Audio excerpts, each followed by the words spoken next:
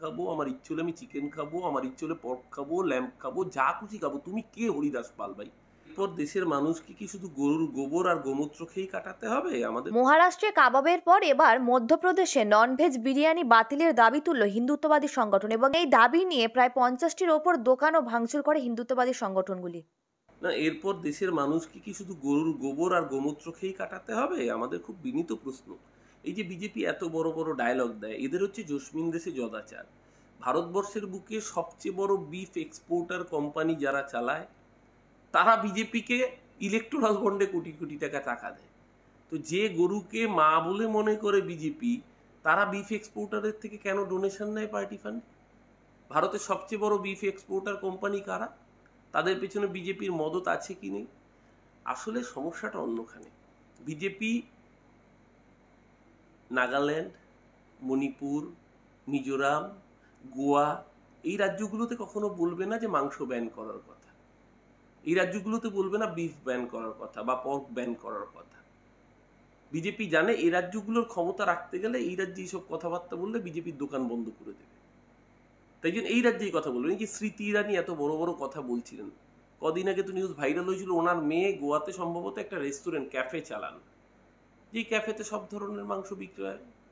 তাহলে ওনারা নিজেদের পরিবার পরিজনের লোকজনদের ইনকাম করার জন্য মাংসের ওপর আশ্রয় নেবেন, বিফ এক্সপোর্টার কোম্পানির থেকে ইলেকটোরাল বন্ডে টাকা পর্যন্ত নেবেন, আর তারপরে মানুষের মাংস খাওয়া বন্ধ করে দেবেন। বন্দে ভারতের মতো ট্রেনে মাংস আমিষ বন্ধ করে দিয়েছে, শুধু তাই না, বলছে আমিষ খাবার নিয়ে উঠতে পারবে না ট্রেনে। তুমি কোন হরিদাস পালে? দেশের সংবিধান আমাকে অধিকার দিয়েছে আমি কি খাবার খাবো, আমি কি পোশাক পরবো, আমি কি ধর্মাচরণ পালন করবো, সেটা আমার ব্যক্তিগত অধিকার। আর সেটা বিজেপি ঠিক করে দেওয়ার কি? আমি কি খাবো? আমার যদি ইচ্ছা হয় আমি পনির খাবো, ধোকলা খাবো, ভুজিয়া খাবো, যা খুশি খাবো।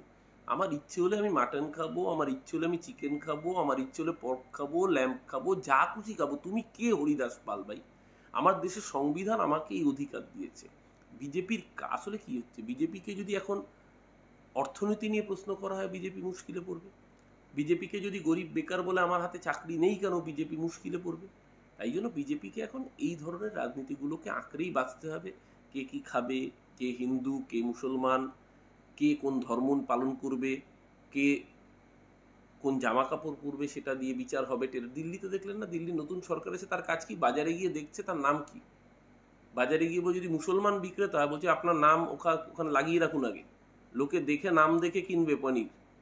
আর যে হিন্দু তাকে দোকানে বলছে জয় শ্রীরামের ঝান্ডা লাগাও, তুমি তো हमारा জাতি বেরাদার হো। এই রাজনীতি ভারতবর্ষের সংবিধানকে ধ্বংস করার রাজনীতি। দেশের মানুষ ওদের 240-এ আটকে দিয়েছে, নইলে সংবিধানটাও বদলে দিত। কিন্তু এই রাজনীতি চিরকাল চলবে না। হিটলারের শাসনও চিরকাল চলেনি, এই বিজেপির শাসনও চিরকাল চলবে না।